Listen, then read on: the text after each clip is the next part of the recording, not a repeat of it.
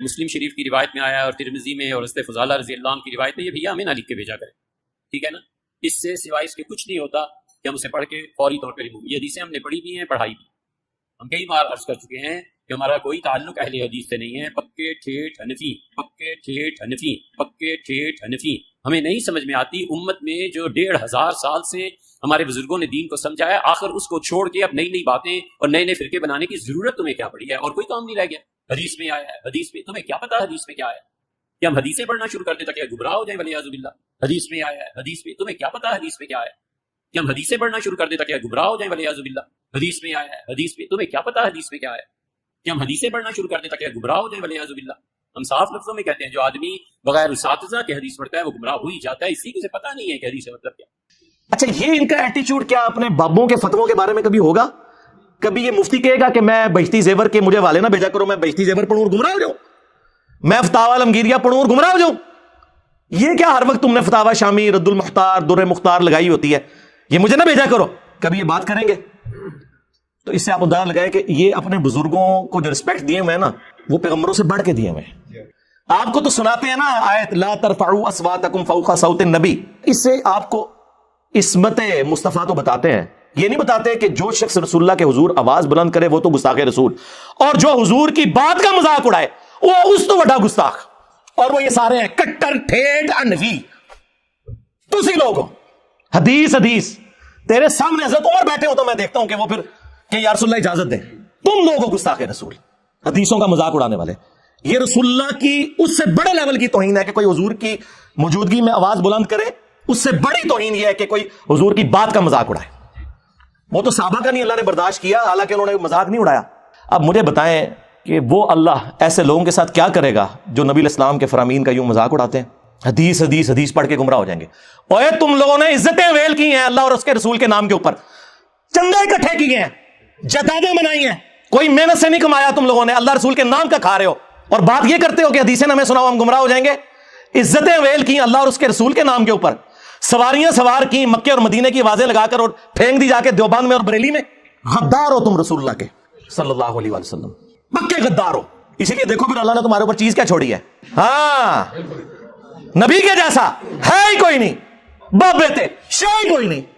حدیثیں نہ سناؤ میں، تنوسی فتاوی شامی سنائیے، در مختار کے حاشیہ رد المختار، جس میں لکھا ہے کہ اگر آپ کو یقین ہو کہ اپنے خون اور پیشاب سے سورہ فاتحہ ماتھے پر یا تعویذ لکھنے سے شفا ہو تو آپ کر سکتے ہیں.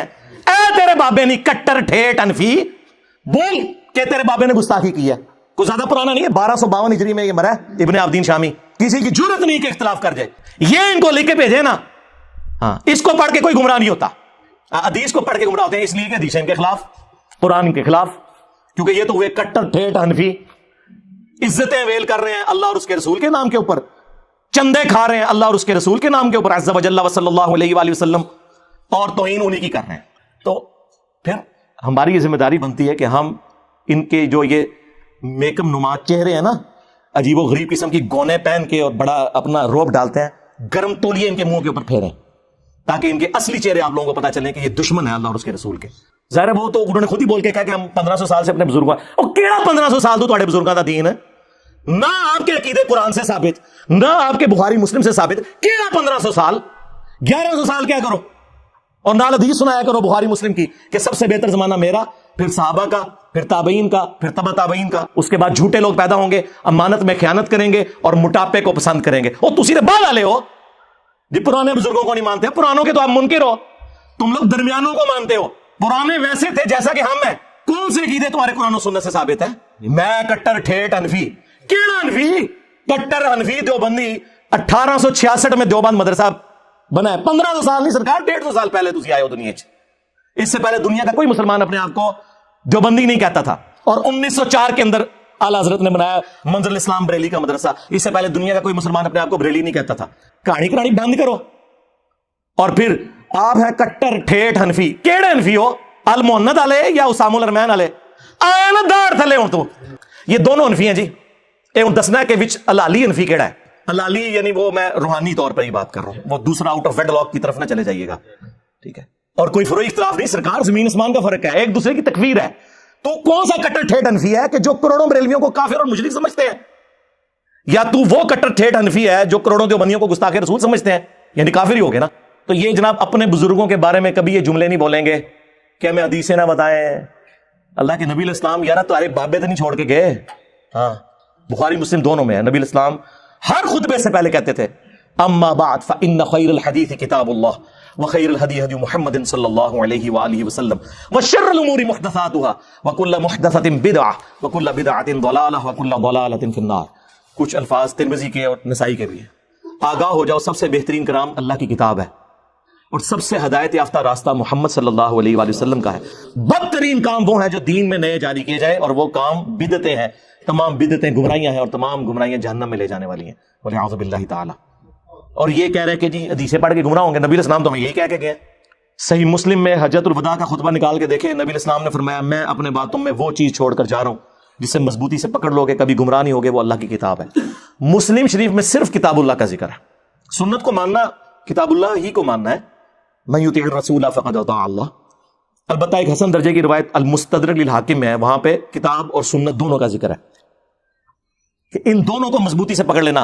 کوئی بابا پکڑنے کے لیے نبی الاسلام نے نہیں فرمایا. حالانکہ نبی الاسلام کے پاس تو وہ بابے تھے جو چھوڑے بھی جا سکتے تھے. کون؟ صحابہ کرام, اہل بیت, خلفاء راشدین. لیکن نبی الاسلام کو پتا تھا کہ کچھ عرصے بعد انہوں نے بھی تو فوت ہو جانا ہے. آج کی ڈیٹ میں جو رسول اللہ کا سٹیٹس ہے وہی اہل بیت کا اور صحابہ کرام کا سٹیٹس ہے. سب دنیا سے چلے گئے.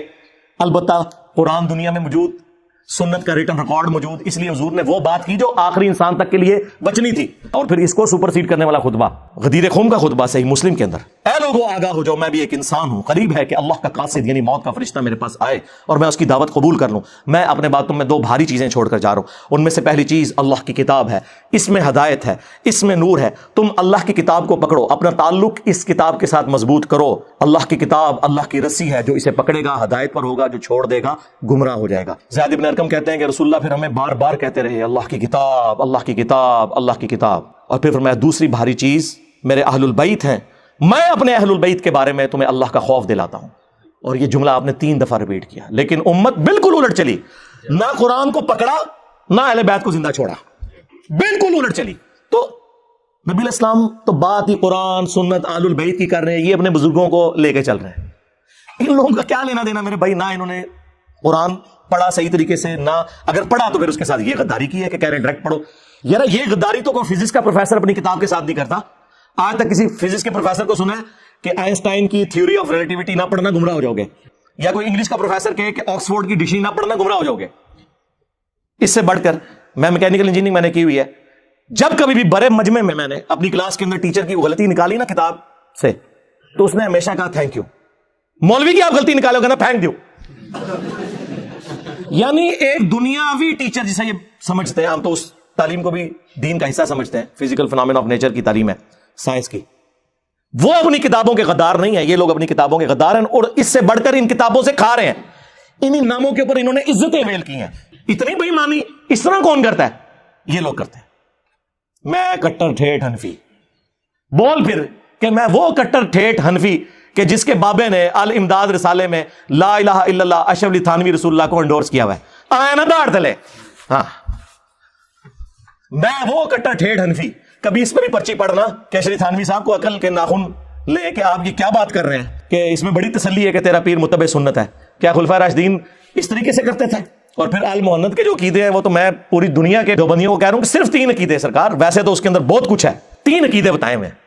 اس کو قرآن و سنت کی روشنی میں آ کے جسٹیفائی کریں. میں کٹر ٹھیٹ حنفی صاحب, آپ آ جائیں میدان میں.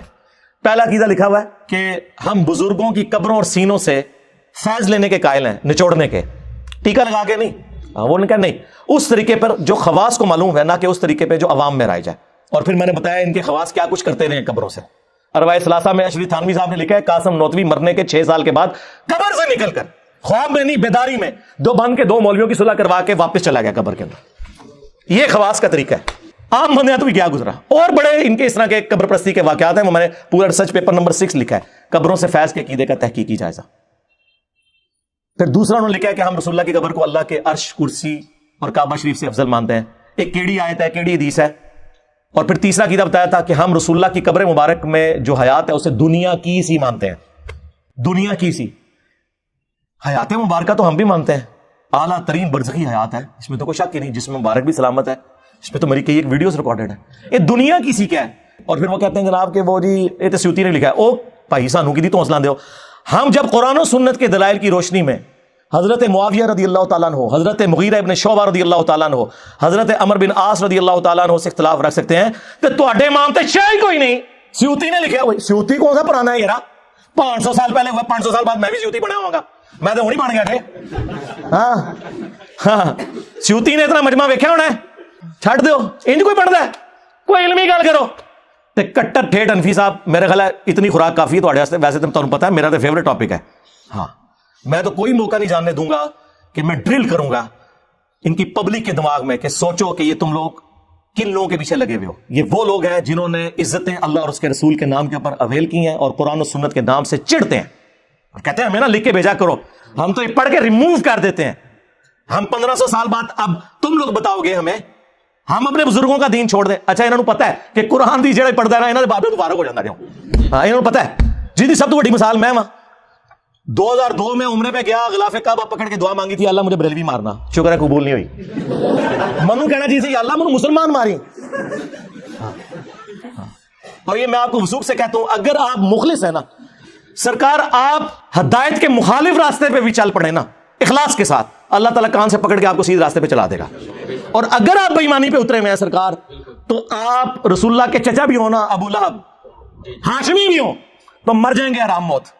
اور قرآن میں قیامت تک بددعائیں پڑی جائیں گی ان پر. تبت یدا ابی لہب وتب. یہ بات ہے. نسبت بھی اسی وقت کام آتی ہے جب آپ نبیوں کی آواز کے اوپر لبیک کہتے ہیں.